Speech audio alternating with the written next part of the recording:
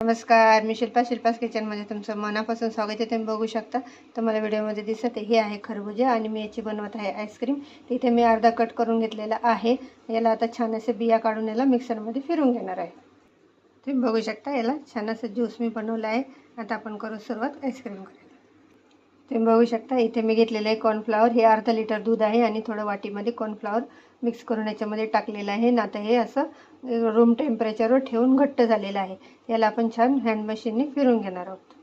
तुम्ही बघू शकता आपला कॉर्नफ्लॉवरचं गोल हे मी रेडी करून ठेवलेलं आहे.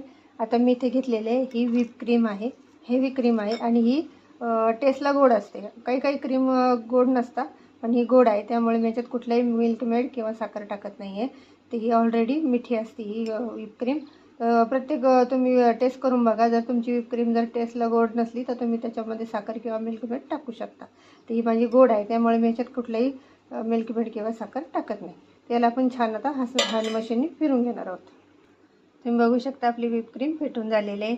आता आपल्याला काय करायचं आहे, हे जे कॉर्नफ्लॉवरचं गोल आहे याच्यामध्येच ही व्हिप क्रीम आपल्याला टाकायची आहे आणि त्याच्यानंतर आपल्याला हे सगळं एक बेस पूर्ण तयार करायचं आहे. तर हे परत एकदा हँड मशीनने फिरून घ्यायचं आहे. तुम्ही बघू शकता आपले हे दोन्ही कॉर्नफ्लॉवर आणि व्हिप क्रीमचं हे बॅटर तयार आहे. आता आपण काय करणार आहोत, याच्यातली थोडीशी क्रीम आपण या कटोरीमध्ये घेणार आहोत. तुम्ही बघू शकता या कटोरीमध्ये मी हे क्रीम घेतलेली आहे. आता आपल्याला याच्यासोबत टाकायचं आपल्याला हे खरबुजाचं पल्प. तुम्ही बघू शकता याला छान असं मिक्स केलेलं आहे ना. याच्यात पण साखर टाकलेली नाही आहे. त्याला छान असं आपल्याला मिक्सर हँड मशीनने फिरून घ्यायचं.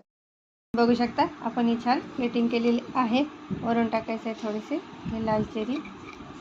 तुम्हाला माझी अशी वॉटरमेलनची आणि ही व्हॅनिला आईस्क्रीम कशी वाटली नक्की मला कमेंट करून सांगा. शेअर करा, सबस्क्राईब करा, शिल्पास किचनला लाईक करा.